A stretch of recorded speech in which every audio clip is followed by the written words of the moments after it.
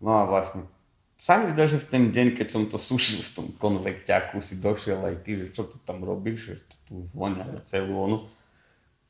Ja som Spamätám, lebo všetkým hrdo mama hovoril, tiež že doma niekedy robila vegetu. Čiže tá vegeta tam tým pádom bola domáca. Vlastne zistil som, že môžem zužitkovať skoro všetko z tej kuchyne, hej, tým pádom, lebo keď sa ti dačo stálo v jeden deň a nechcel si to vyhodiť, no tak som to dal vyschnúť. Hej, tým pádom som mal tej vegety takedy až veľa.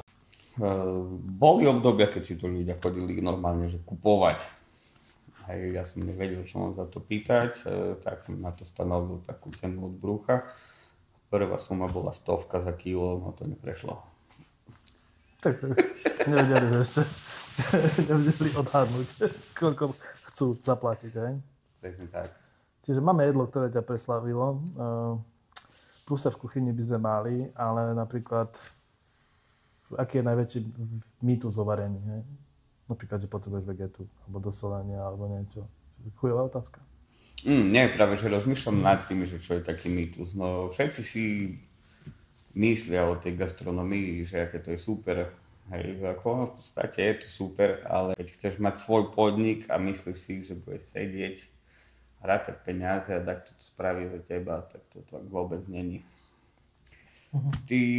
Má to svoje výhody, hej, lebo ty si musíš uvedomiť, že aj keď budeš robiť v Micheline, neviem kde, ty stále si zabávač, ktorý je tam na tom placi a ty musíš toho nasratého človeka, čo ku tebe príde na obed s nervami, Majiteľ robí reštauráciu. otočiť do takej situácie, že od teba odchádza najedený, spokojný a šťastný s úsmevom na tvári. A stringal tam. Horké. No. Dobre, tak najneobľúbenejšia ingrediencia. Úprimne? Vegeta.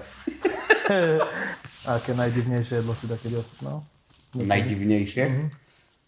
Worms, červíky. Červíky? Alebo to škandinávské, niečo si...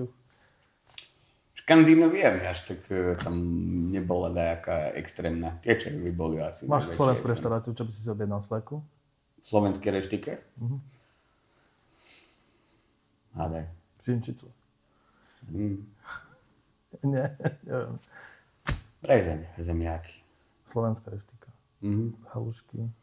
Maximálne halušky, pyrohy budú isto zo sačku.